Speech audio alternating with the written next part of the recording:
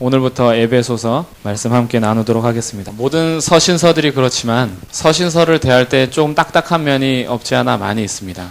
그 단어들 비교하고 대조하고 또 왜 이 단어를 썼는지, 바울은 왜 이렇게 내용을 전했는지, 아니면 또 다른 저자는 왜 이 교회에 이 단어를 선택해서 보냈는지, 그런 것들을 세밀하게 추적하다 보면 내용이 자칫하면 너무 딱딱하기도 하고 또 너무 신학적으로 가서 너무 또 힘들기도 합니다. 에베소서 같은 경우도 어느 정도 선까지 해야 하느냐 고민을 참 많이 했습니다. 지금도 여전히 하고 있고, 준비하는 내내 다들 다르잖아요. 저도 수준이 다르고 여기 계신 성도님들 각자 다 다른데, 어떤 분들은 분석을 좋아합니다. 그래서 분석해주면 은혜를 받아요. 근데 어떤 분들은 분석하면 너무 졸려요. 그래서 분석 들어갔다 하면은 마음이 다쳐버립니다. 다 성향이 다르거든요. 어떤 분들은 이야기를 좋아해서 그 이야기에 공감하면서 은혜를 받기도 하고요. 그러다 보니 모두 너무 다양해서 고민이 많이 되기도 하고 또 갈등도 많이 됐지만 준비하는 내내 이렇게 하나님께 기도를 올렸습니다. 하나님, 저는 그저 하나님 말씀을 밝히 드러내는 데 최대한 노력하겠습니다. 오직 성경 말씀 통해서 하나님께서 각자에게 임해 주시기를, 그렇게 기도하면서 준비했고 오늘부터 이제 에베소서를 진행하게 될 것입니다. 비록 오직 그 성경 말씀이 문자로만 있지 않고 오늘부터 시작되는 에베소서 강해를 통해서 이 말씀이 여러분의 심령 안에 살아 움직이는 주의 말씀 되기를 주님의 이름으로 축복합니다. 하나님 말씀 같이 나누겠습니다. 먼저 에베소서를 다루기 위해서는 배경 지식이 조금 필요합니다. 그래서 배경을 간단하게만 설명하면서 본문으로 들어가도록 하겠습니다. 에베소를 처음 만난 것은 바울이 두 번째 전도 여행을 떠났을 때입니다. 그것은 사도행전 18장 19절에서 23절에 기록이 되는데요. 에베소서에서 사역을 깊게 한 것이 아니라 에베소를 거쳐갑니다. 안디옥에서 떠나서 저기 빌립보 지역, 유럽에 이제 처음으로 복음을 전하죠. 그리고 돌아오는 길에 에베소에 잠깐 들릅니다. 들려서 유대인들과 변론을 나눠요. 변론을 나눈 후에 사람들이 바울이 가지 않고 더 가르쳐 주기를 강청합니다. 그런데 바울이 뭐라 얘기하느냐? 만일 하나님의 뜻이면 너희에게 돌아올 것이다. 그러고 그냥 예루살렘 쪽으로 가버려요. 그런데 신기한 것은 18장이 끝나고 19장이 시작되자마자 제3차 전도여행이 시작이 되는데, 3차 전도여행 처음 들른 곳이 에베소입니다. 에베소에 들려서 그냥 거쳐간 것이 아니라 무려 약 3년 동안 이곳에서 사역합니다. 그것이 사도행전 19장 전체에 기록이 되어 있어요. 첫 번째, 요한의 세례만 아는 이들에게 예수를 전하고 예수의 이름으로 세례를 받게 합니다. 그리고 잘 아는 두라노 서원이 바로 에베소에 있는 도서관으로 추정이 됩니다. 그곳에서 날마다 강론하는데 무려 2년 동안 하나님의 나라에 대해서, 성경에 대해서, 예수 그리스도와 복음에 대해서 강론을 매일 2년 동안 합니다. 그리고 스게와 일곱 아들 사건으로 인해서 이 에베소 지역 가운데 흥황하던 마술책을 모두가 다 주의 복음의 말씀 때문에 불태워버리는 역사가 이어집니다. 그리고 로마로 가기로 작정하고 함께 동행했던 디모데하고 에라스도를 마게도냐 쪽으로 먼저 보냅니다. 그리고 바울은 남아서 계속 에베소에서 목회 사역을 합니다. 근데 이때 데메드리오 소동이 일어납니다. 아데미 신전을 섬기고 우상 신상을 팔았던 그들이 바울이 이곳에서 날마다 가르침으로 인해서 사람들이 이제 우상을 섬기지 않고 주의 말씀을 붙들기 시작하니까 자기들의 장사가 되지 않음에 대해서 분노합니다. 그리고 사람들을 요동시켜서 바울을 어떻게 하면 칠까 하고 아데미 신전에 모여서 크도다 아데미여, 크도다 아데미여 소요를 2시간 동안 외치는데, 나중에 군인이 와서 진정시키고 그 모임을 파하는 것이 에베소에서 일어났던 사역입니다. 그렇게 약 3년 동안 목회, 2년 정도 목회하고 돌아오는 길에 다시 사도행전 20장 17절부터 예루살렘으로 돌아가는 중에 에베소 교회 장로들을 밀레도에서 초청합니다. 바울은 다니는 곳곳마다 복음을 통해서 교회가 세워지고 그곳에서 하나님의 제자들, 예수님의 제자들을 가르치는데, 그 가르침을 통해서 끈끈한 사랑이 생겼습니다. 근데 이 에베소 장로님들, 지도자들은 더 특별했던 것 같아요. 그래서 밀레도에 이르러서 밀레도와 에베소가 가깝습니다. 그래서 장로들을 청해서 고별 설교를 나누는데 이때 설교한 내용이 그 유명한 사도행전 20장. 나는 심령에 매어 예루살렘으로 가는데 앞으로 내게 닥칠 일이 무슨 일이 일어날지 모른다. 그러나 주의 복음, 은혜의 복음을 증거하는 일에는 나의 생명을 조금도 귀한 것으로 여기지 않겠다. 그리고 이제 가면은 우리 다시 볼 수 있을지 없을지 모른다. 이것을 에베소 교회 지도자들을 초청해서 얘기합니다. 그래서 서로 눈물 바다가 되죠. 끌어안고 울고 파송합니다. 그리고 나서 이제 돌아가서 예루살렘에서 붙잡히죠. 그래서 로마로 호송이 됩니다. 바울이 로마에서 내가 가이사에게 상소하노라. 그래서 로마로까지 압송이 되죠. 이 로마가에서 사도행전 28장이 끝이 나는데요. 여기에서 기록한 성경이 바로 에베소서, 빌립보서, 골로새서, 빌레몬서입니다. 그래서 네 가지 서신서를 감옥에서 기록했다 해서 옥중서신이라고 합니다. 옥중서신 중에서 저희들은 에베소서 말씀을 이제 함께 나누도록 할 것입니다. 이렇게 에베소 교회와 바울의 관계가 연결이 되어 있었고요. 본문으로 가기 전에 기록 목적을 먼저 함께 보겠습니다. 에베소서를 쓴 기록 목적 세 가지가 있습니다. 이것은 큰 틀을 먼저 이해하고 분석하고 들어가면 더 좋기 때문에 먼저 이것을 기억하는 것이 좋을 것 같습니다. 첫 번째는 유대인 신자와 이방인 신자의 관계를 얘기해 줍니다. 유대인, 이방인, 이것이 원래 그들이 알고 있었던 인류입니다. 유대인 아니면 이방인. 저희들이 생각하는 것처럼 남자 아니면 여자. 이것이 유대인의 사고방식이었어요. 하나님께서 택하신 유대인 아니면 하나님께서 택하지 않은 이방인. 이것이 전체였습니다. 그런데 새로운 공동체가 생겨요. 유대 그리스도인, 이방인 그리스도인. 유대인 신자와 이방인 신자가 어떤 공동체를 이루는지 제3의 성격의 공동체가 이루어집니다. 저희 웃는 얘기로 이런 얘기 있어요. 저희 한국에도 세 가지 성이 있다. 남자, 여자, 아줌마. 아줌마는 여자도 아니고 남자도 아니고 그러나 좀 특별한 그 어떤 성을 지칭하는데요. 그 엄마의 위대함이죠, 사실. 그러니까 여자로서 감히 하지 못하는 일들을 엄마가 되면 가능합니다. 그래서 여자로 분류할 수가 없어요. 그래서 아줌마라는 새로운 공동체가 생겼는데요. 지금 그런 유입니다. 유대인 아니면 이방인이었는데 예수 그리스도께서 복음을 완성함으로 인해서 새로운 부류가 생긴 거예요. 그것을 지금 에베소서에서 설명하고자 합니다. 두 번째는 믿지 않는 자들과 믿는 자들의 생활 방식 차이가 무엇이냐. 이때 당시에는 이제 복음이 막 전해지고 신자들이 막 발생할 때입니다. 동시에 박해와 핍박이 가해집니다. 그러는 상태에서 그러면 믿지 않는 자와 우리의 차이는 무엇인가? 생활에 대해서도 얘기해 주는 것이 바로 에베소서이고요. 마지막 세 번째는 이 모든 일에 영적 전쟁이 있다. 사단의 괴계, 이런 것을 분별해서 우리가 영적 전신갑주를 취해야 한다라는 것으로 에베소서 6장을 마무리하고 있습니다. 그래서 크게 구조는 이렇게 됩니다. 1장부터 3장까지는 그리스도인의 위치를 설명합니다. 4장부터 6장까지는 그리스도인의 행위, 행동을 이야기해 줍니다. 곧 그리스도인의 특권을 먼저 설명하고 특권을 부여받은 자의 책임감, 어떻게 살아야 하는지 그 행동을 기술하는 것이 4장부터 6장까지요. 특권을 설명하는 것이 1장부터 3장입니다. 그래서 바울은 항상 균형을 맞춰요. 우리가 하나님으로부터 어떤 특권을 부여받았는지 믿음으로 의롭게 되는 놀라운 이 복음, 그리고 하나님께서 우리를 택하신 놀라운 사랑, 그 은혜를 늘 강조하다가 후반부에 가서는 이렇게 은혜를 입은 자들이 어떻게 살아야 하는지 분명하게 기술해 줍니다. 로마서에서도 복음을 얘기해 준 다음에 12장부터 삶을 얘기해 줬죠. 에베소서도 마찬가지입니다. 1장부터 3장까지 그리스도인이 부여받은 특권을 얘기해 준 다음에 특권을 부여받은 자들의 삶에 대해서 4장부터 6장에서 설명합니다. 저희들이 성경을 보면서 이 균형 잡는 것이 필요합니다. 어떤 사람은 특권은 누리지 못하고 책임에만 열중하는 사람이 있습니다. 그런 사람들은 하나님의 은혜를 깊이 깨닫지 못하여서 자기의 행동 때문에 스스로 무너집니다. 또 어떤 사람은 특권만 너무 누리느라고 삶을 전혀 방관합니다. 하나님께서 주신 자유는 방관하라고 주신 것이 아니라 서로 종노릇하면서 사랑하라고 주신 특권인데 특권만 누리려고 해요. 은혜만 받으려고 합니다. 그리고 내가 삶 속에서 행해야 될 행동들은 하지 않는 것.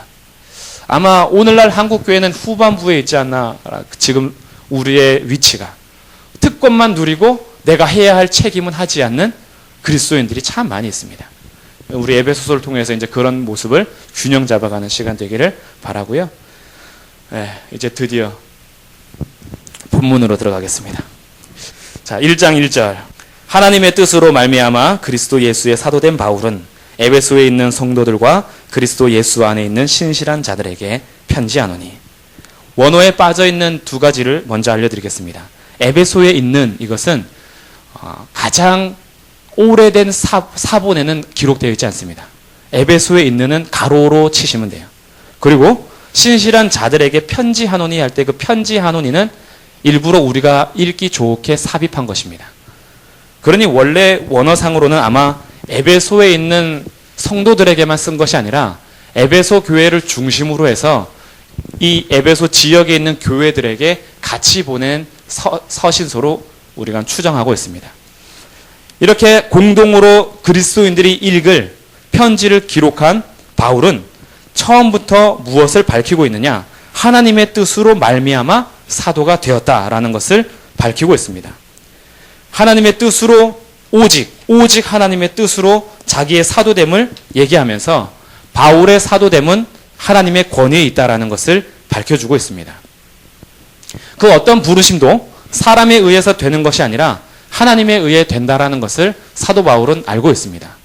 바울은 원래 하나님의 뜻을 부인하는 자요, 예수 그리스도를 믿는 자들을 박해하는 자였습니다. 그런데 하나님께서는 그 바울을 가만히 두지 않으셨습니다. 하나님의 뜻으로 강권하셔서 다메섹 도상에서 예수 그리스도께서 직접 만나 주셨습니다. 그리고 이방인의 사도로 바울을 세우셨습니다. 바울은 이 하나님의 뜻을 거역할 수가 없으며 평생 동안 죽을 때까지 이 사역을 감당하면서 자기의 사도권은 사람에게서 나오는 것이 아니라 하나님으로부터 나온다라는 것을 분명히 밝혀줍니다. 여기에서 우리의 정체성을 확인합니다. 우리의 우리됨도 하나님의 뜻으로 말미암아입니다. 그 누구도 자기의 뜻으로 그리스도인이 된 사람이 없습니다. 하나님의 뜻이 아니면 예수 그리스도를 주라 시인할 수 있는 자가 없다라는 것입니다. 그래서 하나님의 뜻을 깨닫는 자는 하나님의 은혜에 감사하면서 자기의 정체성을 확립합니다.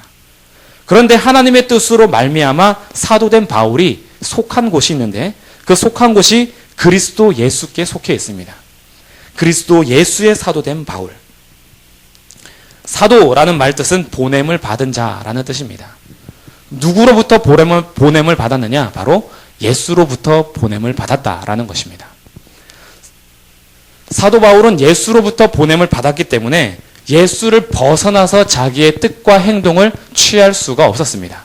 오직 하나님의 뜻 안에서 종속된 자로 그리스도 예수의 사도된 자기 정체성을 분명히 하고 있습니다. 우리가 누구에게 속해 있는지 분명히 안다면 스스로 교만할 수도 없으며 또한 스스로 비하할 수도 없습니다. 나까짓 게 뭔데? 라고 스스로를 정죄하고 비하해서도 안 되지만 나는 스스로 뭔가 된 것처럼 교만할 수도 없는 것은 하나님의 뜻으로 말미암아 그리스도 예수께 속했다라는 자기 정체성을 확립한다면 우리들은 교만하지도 않고 스스로 자기 비하에 빠지지도 않습니다. 바울은 벌써 편지를 딱 쓰면서 자기 정체성부터 확립합니다. 나는 하나님의 뜻으로 말미암아 그리스도 예수의 사도가 된 바울이다라는 것이죠. 그러면 수신자들은 누구냐? 뒤에 성도들과 그리스도 예수 안에 있는 신실한 자들입니다.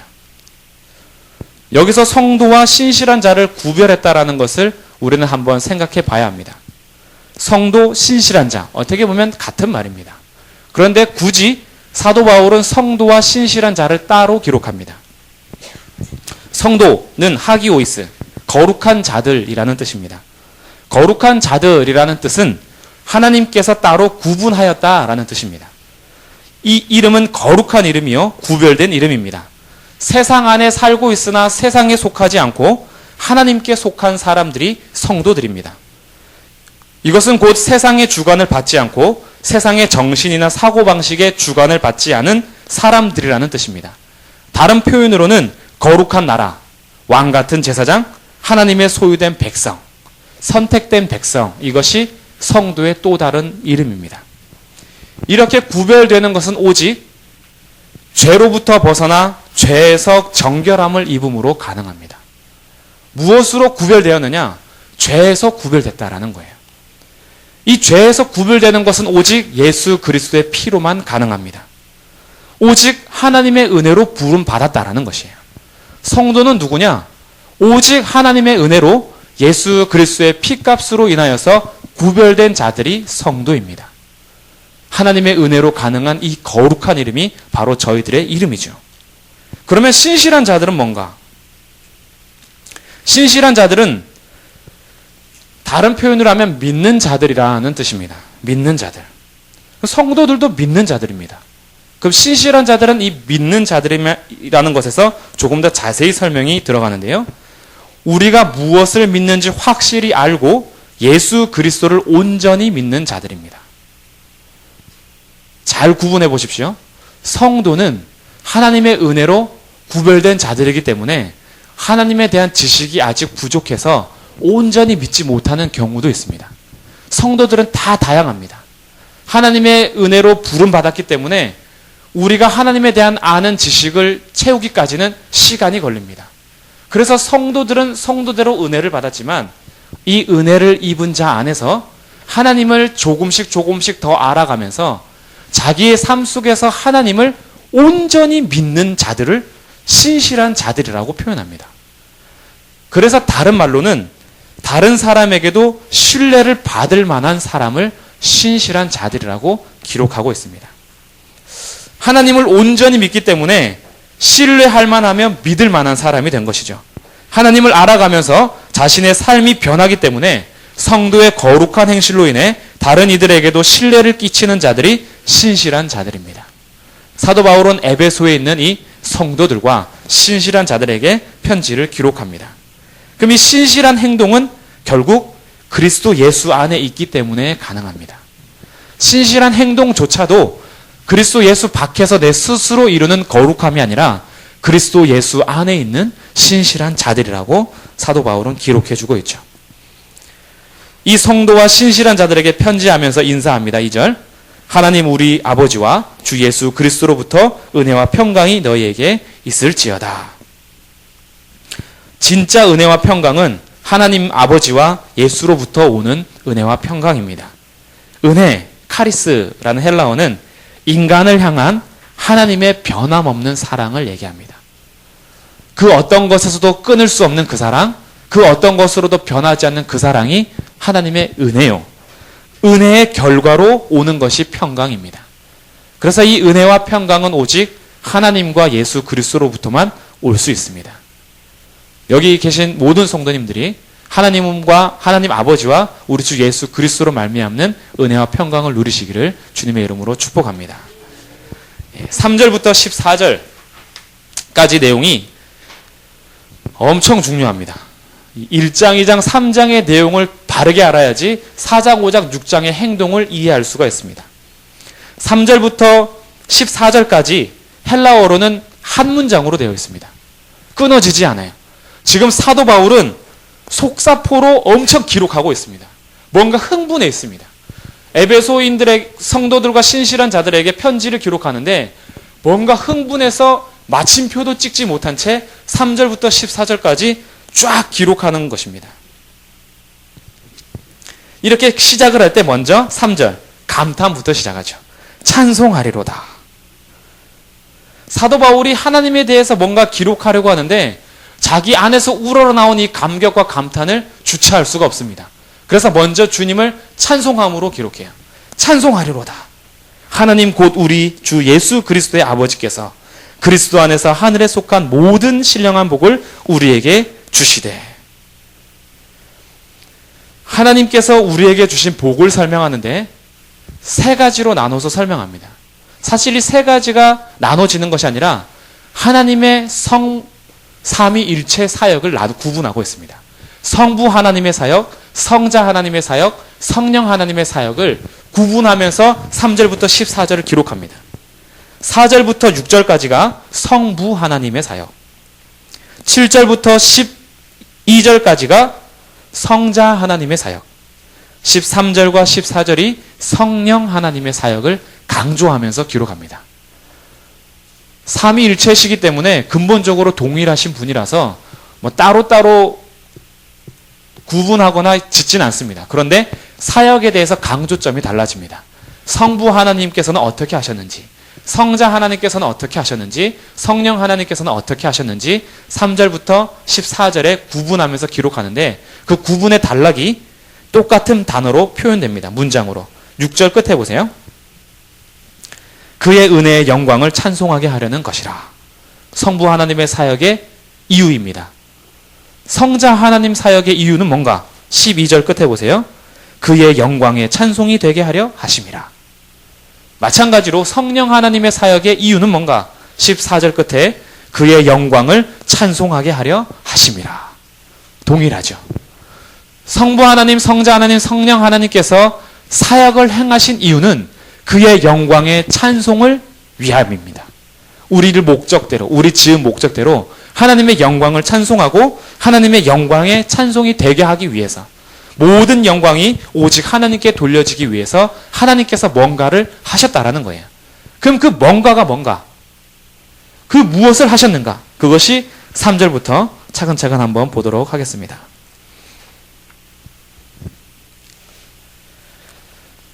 먼저 성삼위 하나님께서는 3절 찬송하리로다. 하나님 곧 우리 주 예수 그리스도의 아버지께서 그리스도 안에서 하늘에 속한 모든 신령한 복을 우리에게 주시되. 하나님께서는 우리에게 복 주셨다라는 거예요. 그런데 그냥 복 주신 것이 아니라 모든 신령한 복을 우리에게 주셨습니다. 여기서 복 주셨다라는 단어는 번영시키다라는 의미입니다. 이것은 하나님께서 모든 세대에 걸쳐 자신의 자녀들에게 도움을 부여하심을 뜻합니다. 믿는 자들은 영적인 삶에 필요한 모든 영적인 부요함을 이미 받았다라는 거예요. 하나님과의 관계를 누리고 있다라고 설명합니다. 이 복, 그리고 3절 시작하면서 얘기했던 찬송, 이것은 어원이 같습니다. 하나님 앞에 좋은 말을 올려드리는 것이 찬송이요, 하나님께서 우리에게 좋은 일들과 좋은 말을 행하시는 것이 복입니다. 그래서 하나님께 우리가 찬송을 할 때는 하나님과의 관계에서 그 찬송이 진정한 찬송이냐 가짜 찬송이냐라고 구분됩니다. 저희들이 모여서 하나님을 찬양해도 우리가 하나님과의 관계에서 주님을 찬양하는 자들은 진정으로 찬양을 드리는 찬송이 되지만, 하나님과 전혀 상관없이 자기를 위해서 찬송하는 사람들도 있습니다. 하나님과의 관계와 상관없는 찬송, 그것은 찬송이 아닙니다. 헬라어 찬송은 하나님과의 관계 속에서 하나님께 좋은 말들을 올려드리는 것을 찬송이라고 합니다. 여기에 곡을 붙이면 우리가 같이 반주에 맞춰서 노래를 할 수 있는 것이요, 곡이 없어도 오늘 내게 행하신 하나님을 깨달으면서 하나님 앞에 올려드리는 그 말이 주님을 찬송하는 말이 됩니다.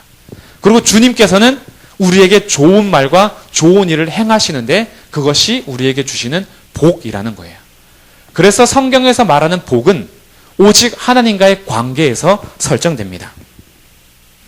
이 복이 신령한 복으로 설명이 됩니다. 하나님과의 관계에서 오는 복은 종류가 아니라 크기, 어떤 크기냐라는 것을 먼저 설명합니다. 하나님께서 주시는 복의 크기는 모든 복이라는 거예요. 우리에게 주신 이 모든 복, 완전하며 충만하며 넘치는 복이라는 거예요. 이 복은 절대적이고 완전한 것입니다. 이 완전한 복이 또한 신령한 복이죠. 하나님과의 관계를 누리면서 영적인 것이 될 수도 있고, 하나님과의 관계를 누리지 못하기 때문에 육적인 것이 될 수도 있습니다. 종류의 문제가 아니라는 거예요. 돈의 양에 따라서 복을 받았다 안 받았다를 구분하는 것이 아니라는 겁니다. 지평수에 따라서 구분하는 것이 아니라는 거예요. 자녀가 많고 적음에 따라서 구분하는 것도 아니요, 내가 가진 차가 얼마나 좋으냐에 따라서 복 받았냐 못 받았냐 구분하는 것도 아닙니다. 내가 어느 대학을 나왔느냐, 그것이 신령한 복을 구분하는 것도 아닙니다.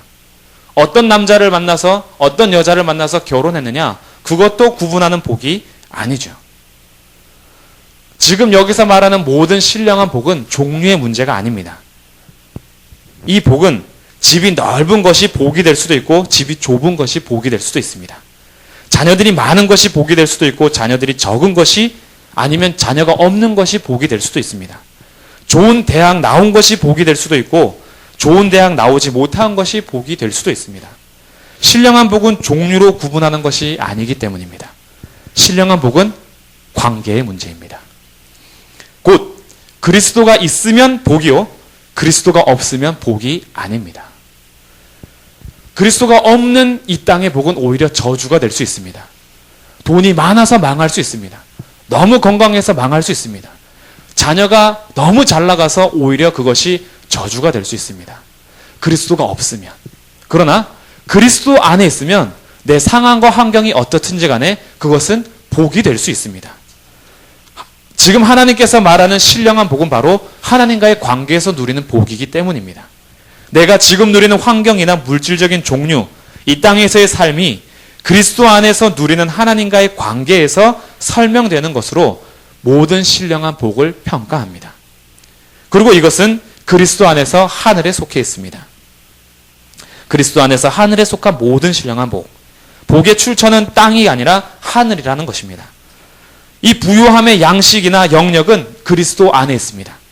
그래서 이 복은 물질적인 것이 아니라 영적인 것이며 지상의 것이 아니라 하늘의 것이며 일시적으로 끝나는 것이 아니라 영원합니다. 이 복은 언제 주어졌습니까? 4절, 곧 창세전에. 이 복은 이미 영원전에 부여됐으며 우리에게 영원전에 뭐 하셨냐면 모든 신령한 복으로 주셨습니다. 어디에서 온 복이냐? 하늘나라에서 온 복입니다. 어떻게 이루느냐? 그리스도 안에서 이루어집니다. 구약에서는 하나님의 백성들에게 눈에 보이는 땅의 것으로 그 복을 보게 하셨습니다. 어린아이를 가르치는 것처럼 현실 속에서 땅을 주시고 물질 주시고 가축들과 자녀들을 주심으로 하나님께 속한 사람들이라 라는 것을 만민이 볼 수 있도록 하신 것입니다. 그런데 예수 그리스도께서 복음을 완성하신 이후에 이제는 눈을 들어 그리스도 안에서 하늘의 것을 열어주셨습니다. 결국 이것은 하늘에 속한 하나님의 소유이기 때문에 사람이 노력으로 얻을 수 있는 것이 아니라 하나님께서 은혜로 값없이 주시는 것입니다. 그렇기 때문에 하나님께 복을 누리는 자들은 영원히 누리는 것입니다. 4절부터 6절은 이런 그리스도 안에서 하늘에 속한 모든 신령한 복을 설명하면서 성부 하나님의 사역을 강조합니다.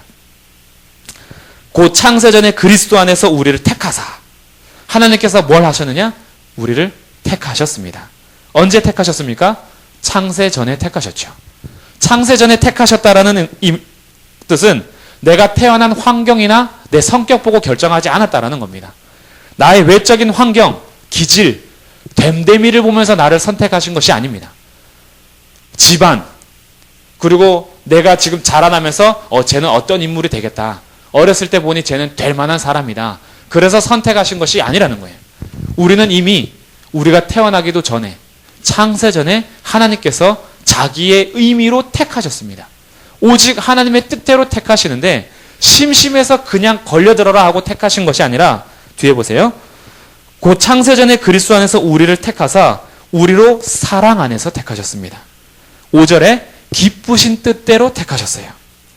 하나님께서는 그냥 심심해서 택하신 것이 아닙니다. 우리를 택하시기를 기뻐하셨어요. 내가 나를 봐도 기쁘지 못할 때가 있는데 하나님께서는 우리를 창세전에 택하시면서 기뻐하셨어요. 하나님의 그 기쁜 뜻 가운데에 택함받은 성도들이 여기 계신 성도들입니다. 하나님의 기쁘신 뜻대로 창세전에 택함을 받았습니다. 그리스도 안에서 택하셨고 그리스도로 말미암아 자기의 아들들이 되게 하십니다. 5절 보세요. 그 기쁘신 뜻대로 우리를 예정하사 예수 그리스도로 말미암아 자기의 아들들이 되게 하셨습니다. 그리스도 예수를 말미암아 우리를 양자 삼으셨다라는 거예요. 우리를 입양하셨다는 뜻입니다. 우리의 신앙이 견고해지는 이유가 바로 여기에 있습니다. 나의 믿음에 따라서 선택이 결정되지 않고 주의 선택에 따라서 믿음이 생기기 때문입니다. 우리가 예수를 믿게 된 것은 하나님의 일하심이었습니다. 우리가 예수님 앞에 나올 수 있었던 것은 하나님께서 이미 창세전에 택하셨기 때문입니다. 그리고 나를 택하신 하나님께서는 신실하십니다. 그 신실하심을 지켜나가십니다. 그래서 나는 믿음의 확신을 가질 수 있습니다. 이처럼 선택하셨다는 사실이 얼마나 큰 위로가 되는지 모릅니다. 때로는 내가 나의 믿음을 보면 절망합니다. 내가 과연 천국 갈 수 있을까? 이런 생각도 많이 합니다. 나의 믿음의 생활을 내가 믿는 믿음에 두면 우리는 늘 흔들립니다. 어쩔 때는 믿음이 너무 좋은 것 같아요. 세상 다 없어도 돼요. 세상과 나는 강고도 없고 구속한 주만 보입니다. 할렐루야 찬양하며 언제든지 전도할 수 있을 것 같아요. 밖에 나가면 막 전하고 싶어서 마음에 흥분됩니다. 어떤 날은 내가 신자인가라는 생각하면서 절망합니다. 내가 신자라면 내 아이들한테 이렇게 할 수 없지. 내가 신자면 지금 내가 이렇게 살 수 없지. 내가 가질 게 뭔데 주께서 구원하셨을까? 막 흔들려요. 그래서 절망합니다. 내가 구원 받았는가 못 받았는가. 기도도 안 돼요. 그럴 때는. 주님 앞에 나와서 하염없이 눈물은 흘리지만 마음에 평강이 없습니다. 내 믿음을 내게 두면 그래요. 오늘 분명히 아십시오. 창세전에 택하지 않으셨다면 우리는 믿음을 소유할 수가 없습니다. 우리를 택하셨기 때문에 믿을 수 있는 거예요. 그럼 우리를 택하신 하나님이 변심하셔서 어쩐 날은 그래 너 예뻐 보이니까 내가 구원했다. 어쩔 때 보니까 얘가 영 아니야. 너 어떻게 너희 자녀들한테 그런 말을 할 수 있어. 너 안 돼 버려. 슉 버렸다가 아 불쌍하다 내가 오늘 다시 구원해 줄게. 이렇게 막 변하시는 분이 아니라는 거예요. 창세전에 택하신 하나님께서는 기쁘신 뜻대로 택하셨으며 우리를 자기 아들 삼아 주셨습니다. 그 하나님께 우리의 믿음을 둘 때 구원의 확신이 있는 거예요. 하나님에 대한 믿음의 확신은 바로 우리를 구원하시고 택하신 하나님께 있습니다. 그 하나님께서 오늘 4절부터 6절까지 설명하는 거예요. 곧 창세전에 그리스도 안에서 우리를 택하사 우리로 사랑 안에서 그 앞에 거룩하고 흠이 없게 하시려고 그 기쁘신 뜻대로 우리를 예정하사 예수 그리스도로 말미암아 자기의 아들들이 되게 하셨으니 이는 그가 사랑하는 자 안에서 우리에게 거저 주시는 바 그의 은혜의 영광을 찬송하게 하려는 것이라. 설명하고 있죠. 우리를 그러면 창세전에 이렇게 택하신 이유가 뭔가? 그의 은혜의 영광을 찬송하게 하려고. 내 행위 때문도 아니요, 내 가문 때문도 아니라 우리의 전혀 행동과 상관없이 이미 창세전에 택하셔서 나를 자기 아들 삼으신 이유는 그 은혜를 찬양하라고. 하나님께서 나를 이렇게 택하심에 대해서 기뻐하면서 주님 찬양하라고 하나님께서는 그 일을 행하신 것입니다. 그리고 또 하나 4절 끝에 그 앞에 거룩하고 흠이 없게 하시려고 우리를 택하신 것입니다. 우리의 거룩함과 흠이 없음은 도덕적 성결이나 깨끗함이 아니라 우리를 택하셔서 거룩하고 흠이 없다고 칭하시는 하나님 앞에서의 존재 확인입니다. 내 존재가 거룩하지 못함으로 확인이 되고 흠이 많은 자로 확인이 되고 있음에도 불구하고 오직 하나님의 택하심으로 거룩하고 흠이 없는 성도와 신실한 자로 불리는 것은 그가 사랑하시는 자 안에서 우리에게 거저 주시는 바 그 하나는 은혜의 영광을 찬송하게 합니다. 오늘도 하루를 돌아보세요. 내가 얼마나 거룩하지 못했는가? 얼마나 흠이 많았는가? 내 입술에서 과연 하나님께서 받으실 만한 제사가 올려졌는가? 내 마음이 과연 하나님께서 받으시기에 합당한 마음인가? 전혀 거룩하지 않죠. 전혀 무흠하다 할 수 없겠죠. 그런데 하나님께서 우리를 그렇게 하시려고 택하셨다라는 거예요. 그리고 우리의 도덕적 생활과 우리의 불편한 진실, 거룩하지 못한 이 불편한 진실임에도 불구하고 하나님께서는 그렇게 거룩하고 흠이 없게 우리를 택하시고 이미 그렇게 부르셨다라는 거예요. 그러니 그 은혜가 얼마나 깊습니까? 오늘 하루만 봐도 전혀 거룩하지 못한 나를 오직 사랑하시는 자 안에서 우리를 그렇게 여기신다라는 거예요. 사랑하시는 자 안에서 우리를 흠 없다라고 하시는 거예요. 그 은혜가 얼마나 깊고 한이 없습니까? 그래서 우리는 저절로 찬송합니다. 나를 볼 때마다 절망에 빠지는 것이 아니라 나만 보면 절망에 빠지는데 나를 택하신 하나님을 보니 그 은혜를 찬송하게 됩니다. 그것이 하나님께서 행하신 이유입니다. 7절부터 13절에서 12절까지는 그리스도께서는 그럼 어떻게 하셨느냐 그것을 강조하고 있습니다. 7절 우리는 그리스도 안에서 그의 은혜의 풍성함을 따라 그의 피로 말미암아 속량 곧 죄사함을 받았습니다. 성부 하나님께서는 우리를 택하시고 예정하셨다면 성자 하나님께서는 그의 피로 우리에게 죄사함을 주셨습니다.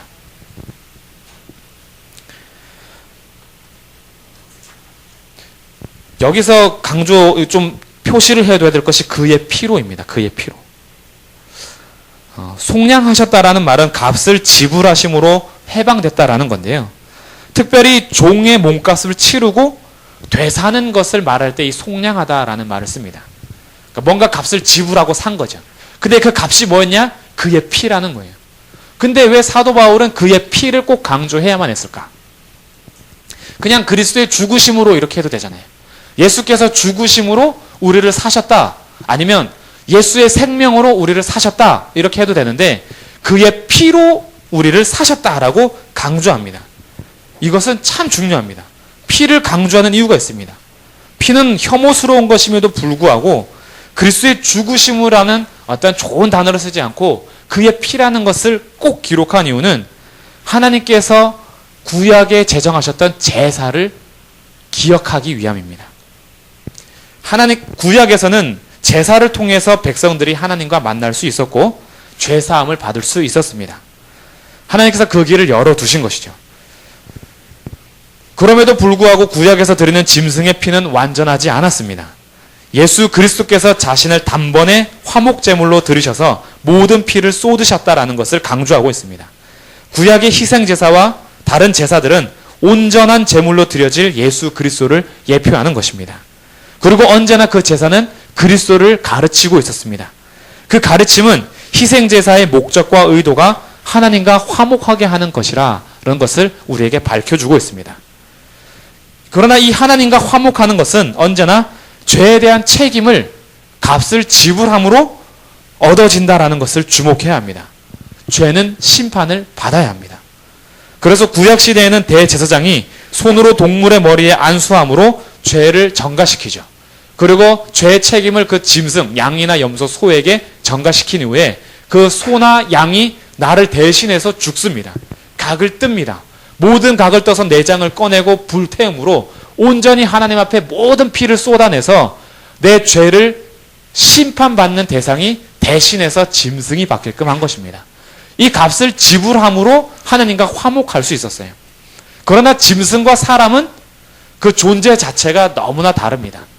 짐승과 사람에 대한 차이는 짐승으로서 사람의 죄값을 치를 수 없는 불완전한 제사였습니다. 그런데 예수 그리스도께서 이 땅에 오셔서 온전한 사람으로 짐승이 모든 피를 쏟듯이 십자가에서 우리를 대신해서 모든 피를 쏟아내셨습니다. 그래서 피를 강조하는 거예요. 그냥 죽으신 것이 아니라 희생제사, 그 제물을 지금 상징하고 기억하게 하기 위함입니다. 예수님께서는 이제 단번에 자기를 제물로 드리심으로 영원한 제사를 성취하셨고 이제 우리는 다시 피로 드리는 제사를 드리지 않아도 됩니다. 짐승의 피를 흘릴 필요가 없습니다. 예수께서 그 피를 쏟으셨기 때문입니다. 그리스도 안에서 그의 은혜의 풍성함을 따라 그의 피로 말미암아 속량 곧 죄사함을 받았습니다. 우리가 하나님과 사람을 바르게 알고 죄가 무엇인지 안다면 하나님께서 어떻게 우리를 심판하실 수 있는가 이런 질문을 던질 수가 없습니다. 사람들은 이런 질문을 던져요. 하나님께서 자기가 창조한 사랑하는 사람들을 어떻게 지옥불에 던질 수 있는가? 그게 진짜 사랑의 하나님인가? 이렇게 질문을 던집니다. 그런데 하나님을 알고 죄를 알면 질문이 바뀌어야 돼요. 하나님께서 어떻게 우리를 용서하실 수가 있는가? 우리 죄를 어떻게 용서하실 수 있는가? 하나님을 알고 죄를 알면 이 질문으로 바뀌는데 하나님도 알지 못하고 죄의 크기도 알지 못하기 때문에 어떻게 하나님께서 우리를 지옥불에 던질 수 있는가? 이렇게 질문을 던지는 거예요. 그러나 이 질문을 다시 성립하십시오. 하나님께서 우리를 어떻게 용서하실 수 있는가?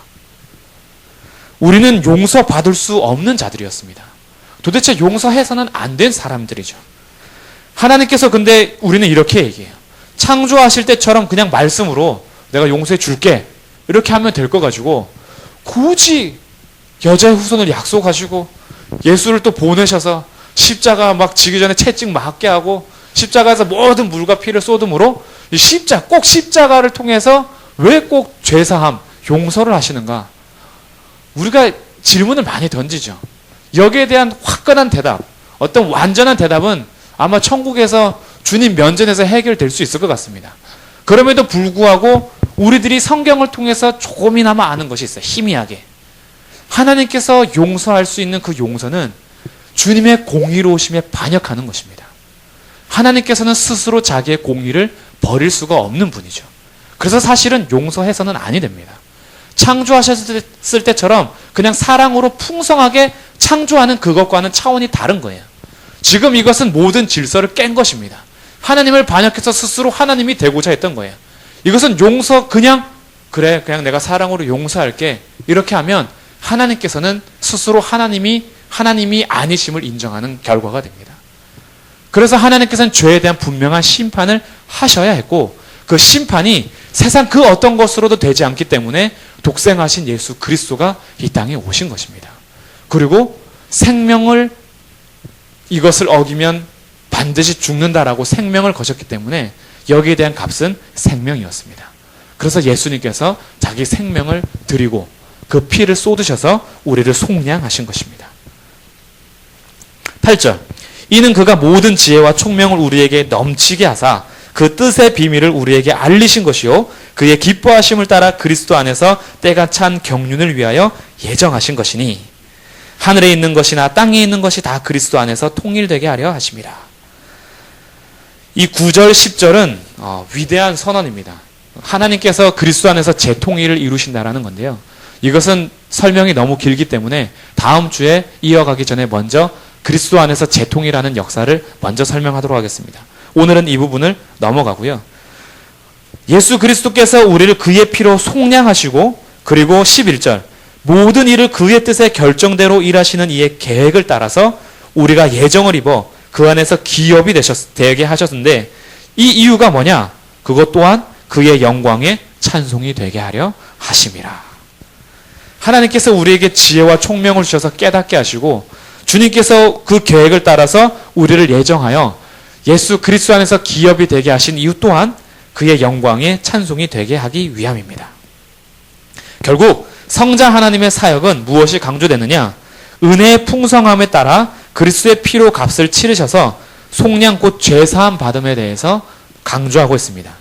즉 죄사함의 수단은 그리스도의 희생적인 대속의 죽음이요 이것을 지혜와 총명을 주셔서 깨닫게 하셨고 그 목적은 하늘과 땅에 있는 모든 것을 재통일하려고 하시는 것입니다.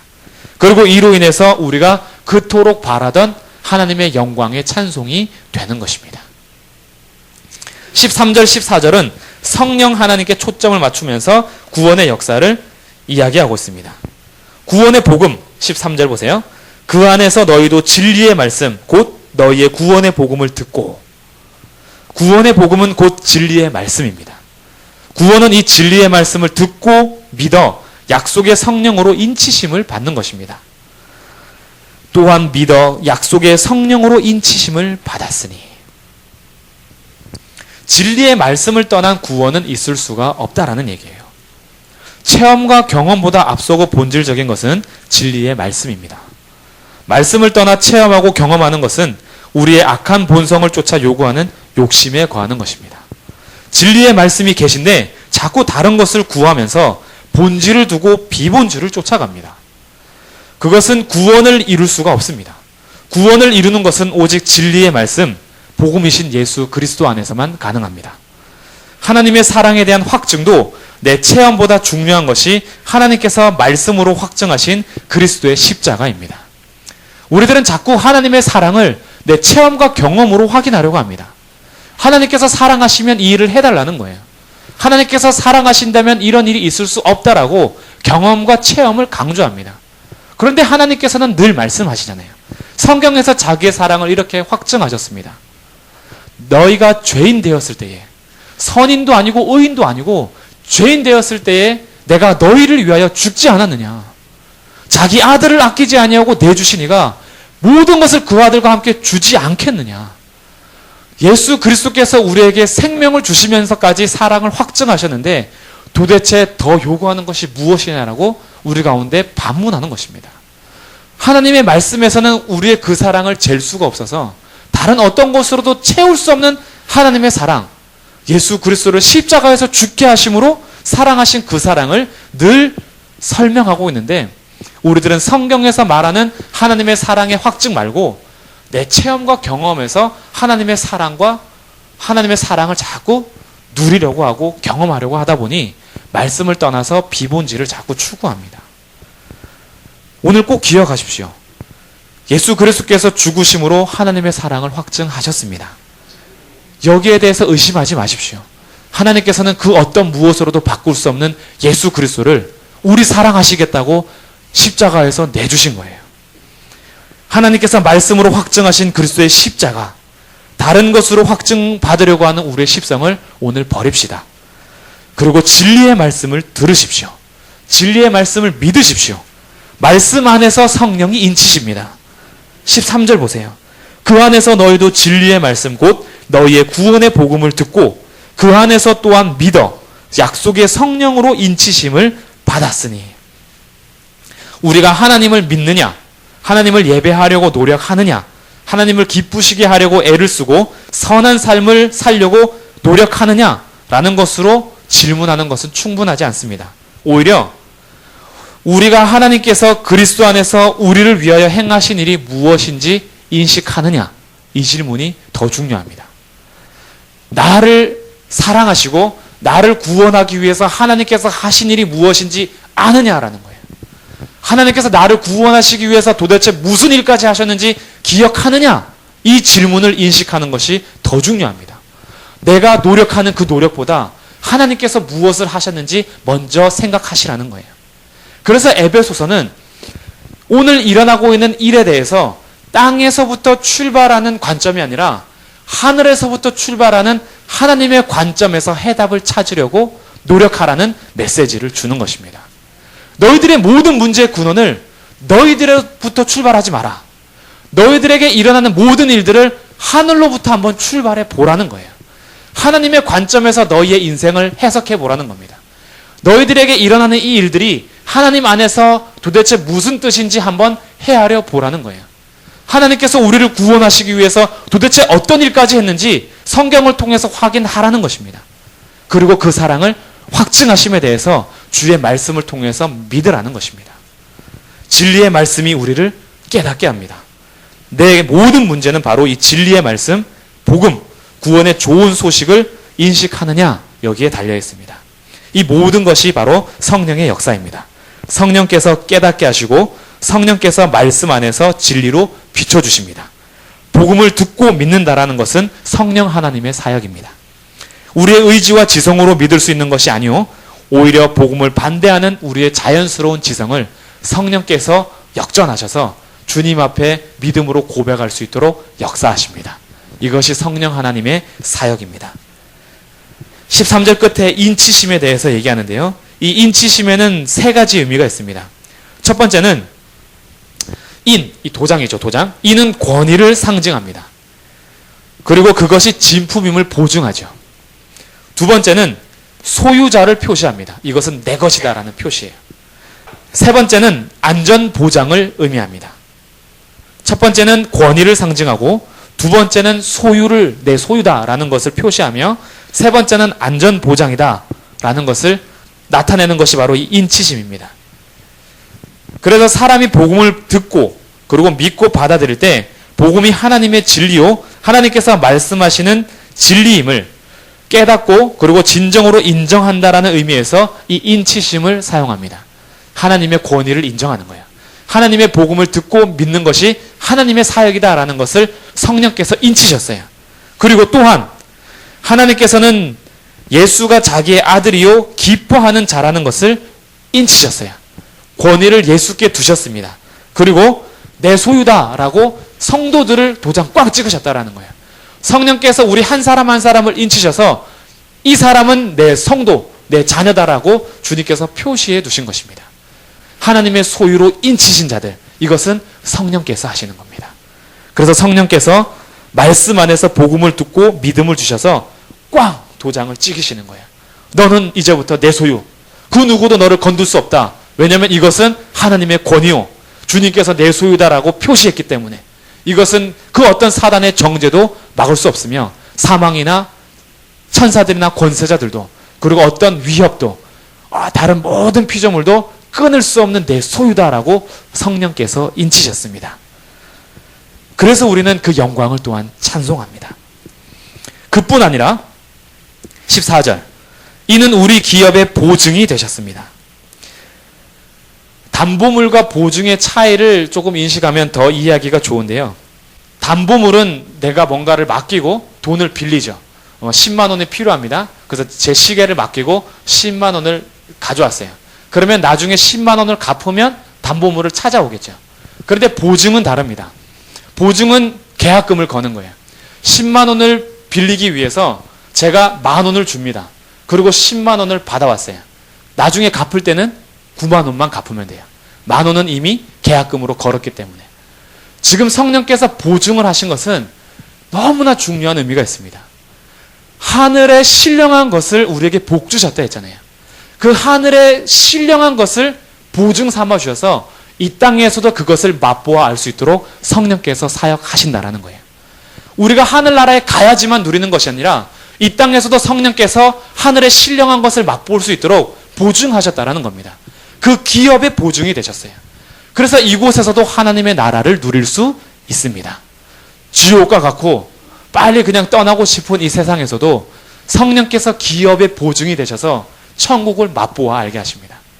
매일 매 순간마다 누리면 좋겠지만 가끔 누립니다. 조금 억울한 것 같아요. 매일 누리면 얼마나 좋겠어요. 근데 성령의 보증이 가끔 우리에게 표현될 때 너무나 문제에 짓눌려서 다 포기하고 싶을 그때에 천국을 맛보면 다시 일어날 수 있는 힘이 생기죠. 이것이 성령께서 보혜사로 오셔서 기업의 보증이 되신다라는 거예요. 그래서 그 얻으신 것을 속량하시고 결국 성령께서도 이렇게 하시는 이유가 그의 영광을 찬송하게 하기 위함입니다.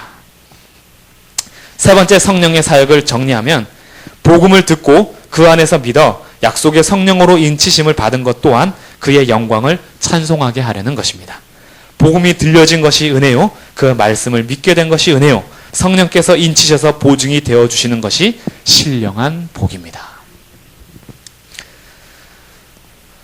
3절부터 14절까지 성부 하나님의 사역, 성자 하나님의 사역, 성령 하나님의 사역을 나열하고 있습니다. 숨도 쉬지 않고 마침표도 지금 찍지 않고 막 열심히 적고 있었어요.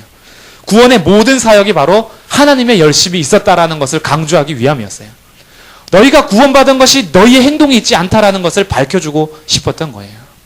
너희의 믿음 또한 너희의 행실과 너희의 마음으로부터 출발하지 않고 창세전에 하나님께서 이미 이루신 일이라는 것을 강조하고 싶었던 겁니다. 너희들이 믿는 그 믿음이 변할 수 없는 이유는 하나님께서 변하지 않기 때문이라는 것을 강조하고 싶었던 거예요. 성부 하나님께서 창세전에 택하시고 자기 아들 삼아주셨으며 예수 그리스도께서 자기의 피를 흘리셔서 속량하셨고 그래서 모든 만물을 재통일을 하는 것뿐 아니라 성령께서 도장을 꽝 찍으셔서 복음 안에서 믿는 자들을 보증하셨고 기업의 보증이 되사 천국을 맛보아 알 수 있도록 하신 성부 하나님, 성자 하나님, 성령 하나님의 놀라운 사역을 생각해 보니 찬송하리로다. 감격과 찬송이 나오는 거예요. 오직 주님 앞에 영광을 올려드리고 찬송하게 됩니다. 이 성부, 성자, 성령 하나님의 사역은 우리의 본연의 목적을 다시 회복하게 합니다. 이 하나님을 생각해 보니 우리에게 행하신 일들을 생각해 보니 하나님의 은혜의 영광을 찬송하게 되는 것이죠. 그래서 진짜 찬송은 하나님의 일을 얼마나 아느냐에 따라서 찬송의 수준과 깊이가 달라집니다. 내가 어떻게 살았느냐 보다 중요한 것이 하나님께서 나를 구원하기 위해서 무슨 일을 하셨느냐라는 것을 기억해 보십시오. 그러면 주님 앞에 우리도 오늘 찬송하게 됩니다. 나를 깨끗게 하신 하나님을 먼저 찬양합니다. 그 은혜를 힘입어 오늘도 하나님을 찬양하며 감사드리죠. 나를 택하신 모든 일들을 기뻐하신 하나님께 감사와 찬송을 올려드리십시다. 하나님께서 우리를 택하셨습니다. 하나님께서 우리를 예정하셨습니다. 그리고 기뻐하셨습니다. 기쁘신 뜻 가운데 나를 예정하신 하나님께 감사드립시다. 나를 양자 삼아주신 이유, 그것 또한 이렇게 예수 그리스도 안에서 그 은혜의 영광을 찬미하도록 하기 위함입니다.